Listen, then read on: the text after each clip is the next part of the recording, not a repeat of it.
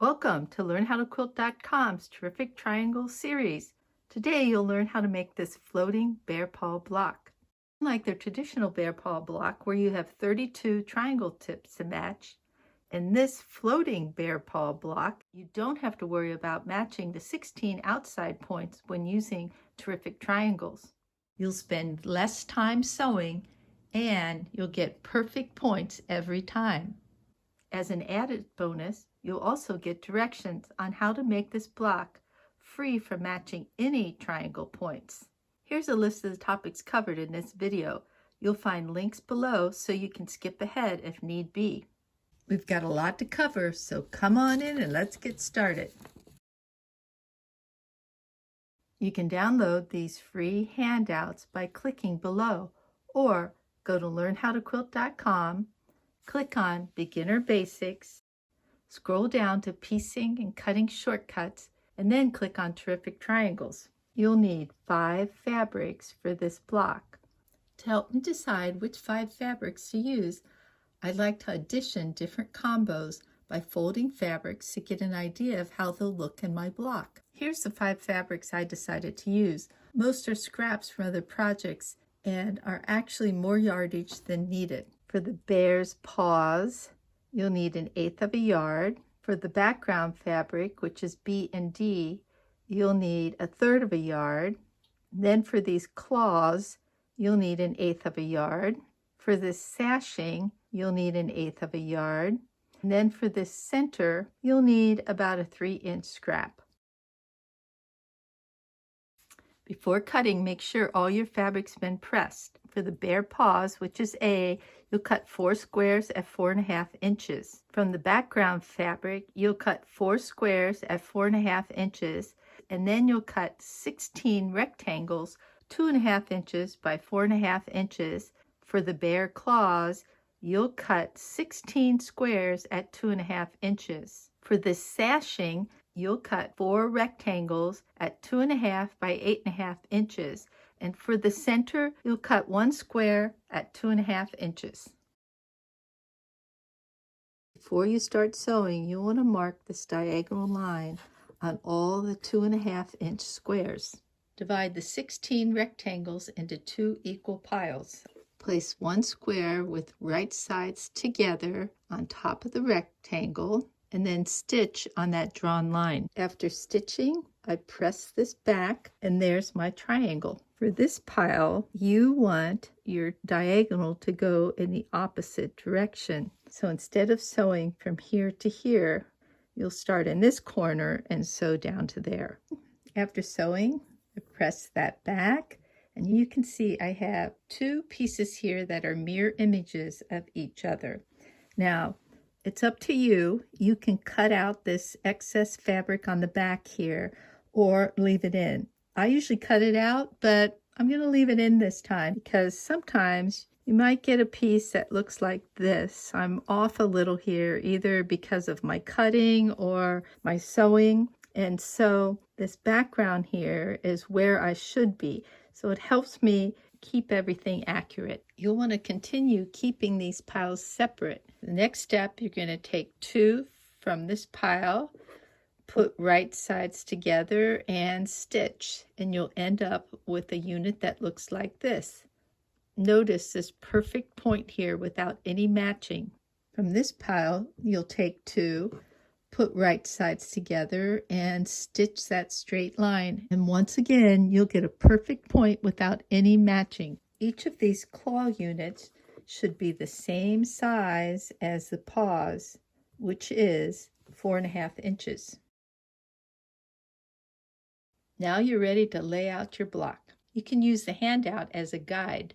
Start with 1 bear paw and then add the center and sashing, and then add the other paws. Again, starting with 1 bear paw, place right sides together. Hold the sides to be sewn in your right hand, and then always place this side next to your needle. So for this first set here, there's no matching. You're just going to sew a straight line.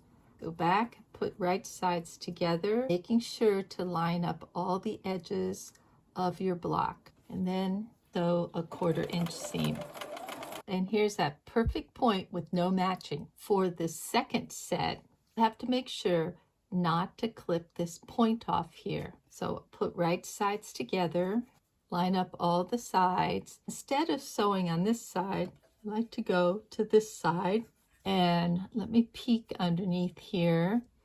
So I could press this in this direction and then see where this intersection is here. But since this is almost exactly 1/4 inch, I think I can just sew my 1/4 inch and hit that on the right spot.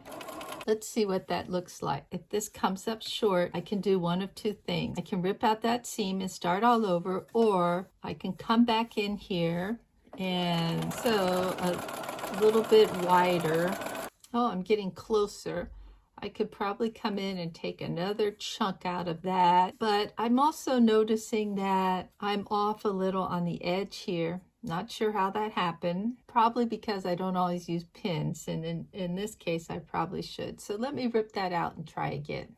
So you can see I've ripped out that seam and I've pinned, hopefully to keep it in place a little bit better. I can still see where my stitching was from last time, and I know that this line was short of hitting that point. If your stitching is on this side of that cross there, you will be okay with the point.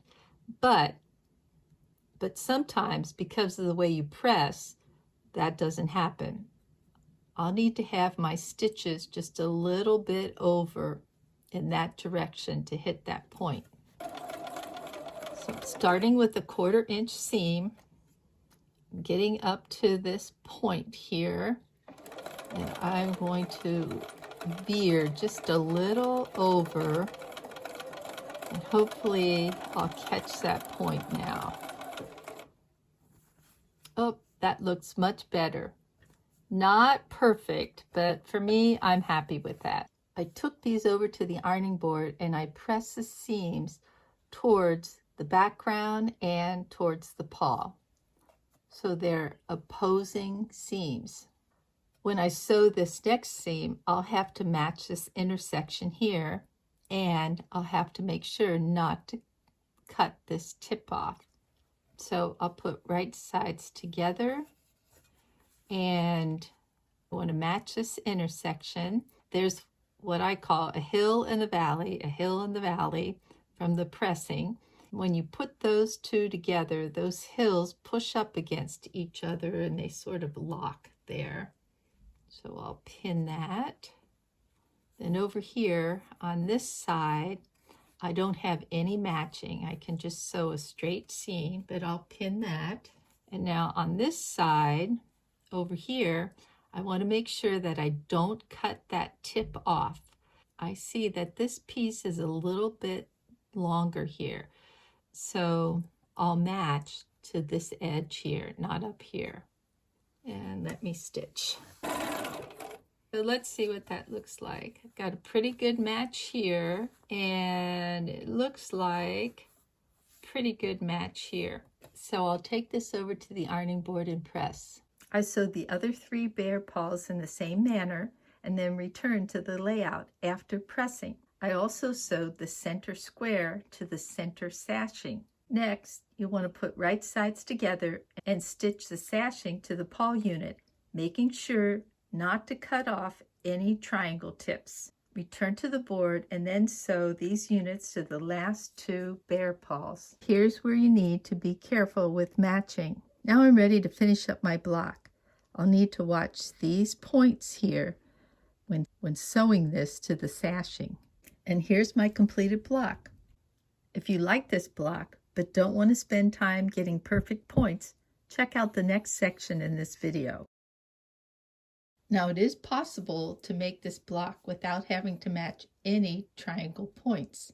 Instead of cutting these squares the same size as these rectangles, which is 2.5 inches, I've cut these squares 2 1/8 inches. You follow the same process as before by marking the diagonals and then placing the square in the corner and then sewing on that diagonal. After pressing these triangles, I sewed the 2 units together. And now I'm ready to add this to my bear paw block. I'll put right sides together and then stitch. After pressing, I'm ready to sew these 2 units together. I only have to match the center seam because the rest of these triangles are terrific.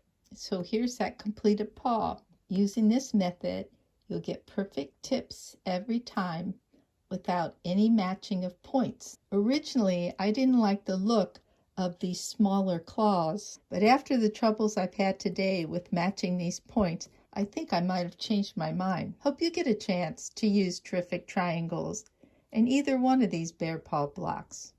Make a bunch and soon you'll have enough for a large quilt. For more terrific triangle projects, check out our links below. Thanks for visiting LearnHowToQuilt.com. Please share our videos with your friends. Thanks.